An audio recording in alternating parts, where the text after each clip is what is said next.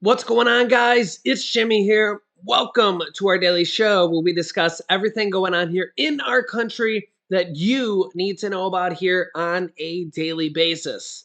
We got a lot to talk about here for you guys here in this video. Let's jump right in. Here we go. A key Senate chairman and even more people in Congress are urging the U.S. to freeze cooperation with the Saudis after they recently led the charge, also with Russia, OPEC Plus, to cut oil production by 2 million barrels per day. Yeah, a lot of people seen this as a slap in the face to Americans and to the president, who recently went to meet with the Saudi prince, and not much longer after, OPEC Plus, and the plus is actually Russia, by the way, and they announced a 2 million barrel per day cut of production so that oil prices would go up, so that people around the world and the US would pay more for oil.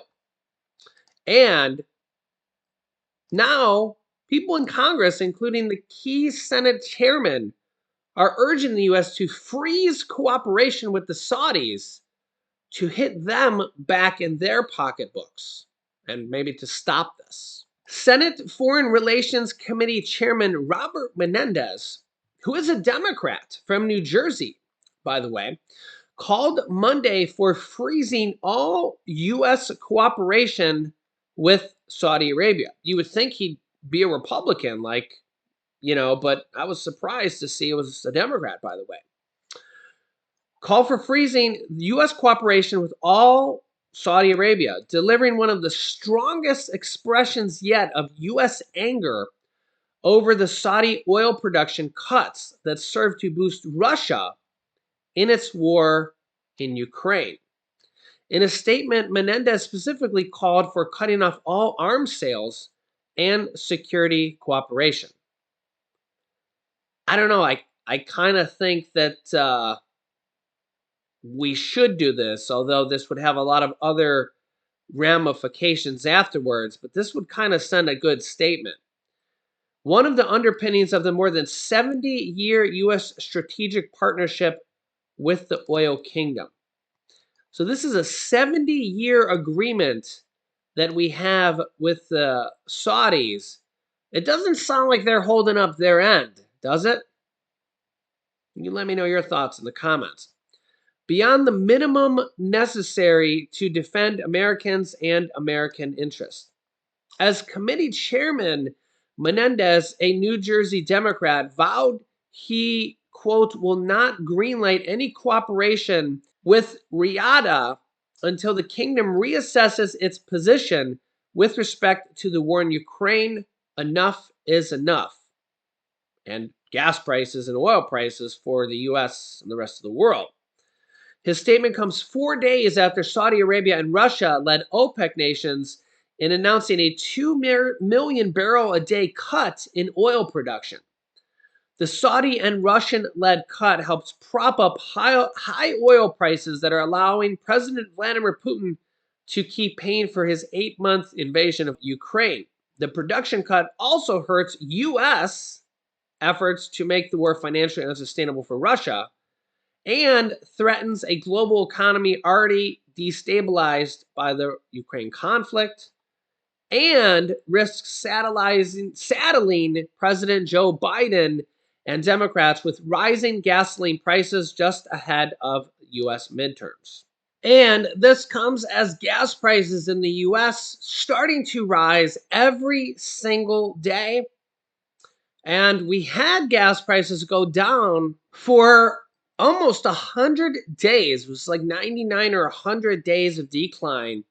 You can see here why gas prices are going back up after nearly 100 days of decline. For one thing, you can blame a planned production cut by OPEC Plus announced last week, 2 million barrels per day of cuts for the world. This is affecting every country in the world. Gas prices now spiking up here They've gone up 12 cents in a week on the national average. So that's going to be 48 cents in 4 weeks here on average, 50 cents a month. Okay. We've actually seen it go up a little bit more. In California, the largest population state, it's spiked up dramatically. You can see here California gas prices up in the last month about a little bit less than $1 based on the last 30 days, how it's fluctuating.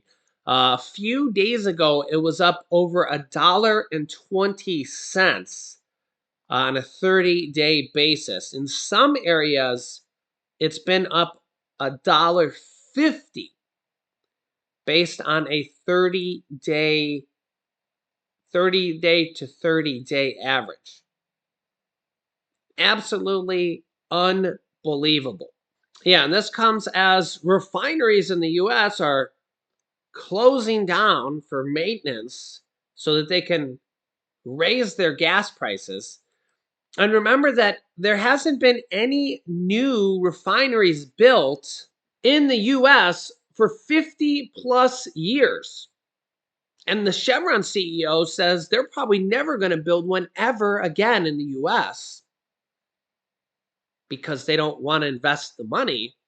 Meanwhile, they're making record profits in the US.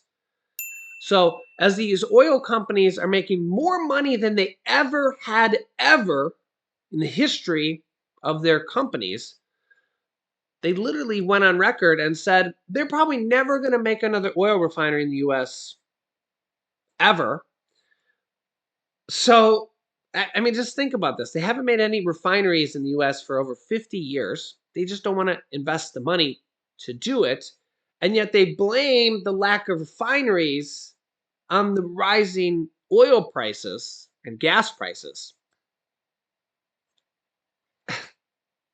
And then OPEC and gas conglomerates and the oil companies, they cut production so that the prices go higher. And who do they blame? Everybody else but the oil companies. And who controls the oil and who ends up paying for it? You guys do. We do. I do. And our families. And meanwhile, everybody argues about it and we end up getting paid more and the oil companies just laugh their way to the bank. And remember, they haven't built a new refinery in 50 years. It's just like the pharmaceutical companies, man. They blame everybody else but themselves, and we're just paying more. Meanwhile, now this literally just came out here yesterday. Reality check. New report finds 3 in 5 U.S. consumers now living paycheck to paycheck amid ongoing record inflation. And there, I mean, when is enough enough? When do we start holding gas company, medical company, pharmaceutical companies, prescription drug companies? When do we start holding these companies who are making record profits, more billions and billions of dollars than they've ever made before, accountable? When do we say, all right, we're not buying it anymore? The relentless march of price increases on virtually all goods and services. Remember, everything has to be shipped to the store and needs gas or diesel to do that. Amid ongoing record U.S. inflation is taking an increasing toll on personal and family budgets. And according to new data, pushing a growing number of Americans into paycheck to paycheck subsistence. U.S. consumers are currently in a bleak economic nether region after a series of aggressive benchmark rate hikes by the U.S. Federal Reserve have driven up the cost of debt and credit card debt, but have yet to make significant impact on soaring prices. So while mortgage rates are approaching 7% and the average interest on credit card rates hit almost 18% last month, the highest rate since 1996. What is that, 26 years, according to bankrate.com. The average annual inflation rate came in at 8.3% in August, far above the Fed's 2% target inflation rate. Increased costs for basic necessities, the major inflation driver, with shelter, food, and medical care, all seeing continued price increases. The food index, which captures price changes in both groceries and food purchased away from home, was up to 11.4%, the biggest year-over-year increase since 1979. And groceries are up 13.5% since last year. A new national report from payments.com and Lending Club found that 60% of U.S. consumers were living paycheck to paycheck. 60%. I mean, unbelievable. And as of August, 74% of consumers earning less than $50,000 were living paycheck to paycheck. Actually, a slight decrease from 78% in 2021. So 74%, so basically 3/4 of Americans making under $50,000, which is actually about the average income nowadays. It's in that ballpark, are living paycheck to paycheck. Unbelievable. So, what needs to be done? What needs to be done? I mean, you have these oil companies and oil nations cutting production. They'll, they'll tell you whatever you want to hear, but their actions show what they're doing. They're cutting production, 2 million barrels a day. They'll blame it on the government. They'll blame it on the president. They'll blame it on whoever you want to believe, but their actions show what they're doing. I mean, they'll blame it on pipelines that weren't even operational. I don't know, whatever you want to believe. It depends on if you're a Republican or Democrat. Again, I'm not from either side, but this is what's actually happening. They're actually cutting production by 2 million barrels a day. Food prices are skyrocketing, cost of living skyrocketing, and yet 74% of Americans making $50,000 a year or less, living paycheck to paycheck, or even worse, massively in debt. So what would you do? What would you do? If you were the president of the United States, what would you do? How do you fix the situation? And that's a tough one. That's where you kind of get stuck. So let's just say you're a Democratic president. Let's say you have control of the House and the Senate. But that's where it gets a little sticky, because even with control of the House and the Senate, you need those 10 Republican votes to pass bills in the Senate. Even with control, you need 60 votes to pass a normal bill in the Senate. So you still need Republican votes to pass 99.9% of the votes, or 99.9% of the bills in the Senate. So even though you have control, you need 60 votes to pass a normal bill in the Senate. Now, you can pass those occasional bills called the reconciliation bills in the Senate, where you only need 50 votes, okay? We have seen a few of those. That was the third stimulus check package last year and the Inflation Reduction Act this year. That kind of got whittled down a lot because of, you could say it, Senator Joe Manchin and Kyrsten Sinema and whatever their motives behind the scenes are, and also because not a single Republican voted for it. And again, I'm not picking sides here. This is kind of just what happened. No Republicans voted for the third stimulus check package. But also, in fairness, back in 2017, Republicans passed their own reconciliation package as well, also known as the Trump tax cuts.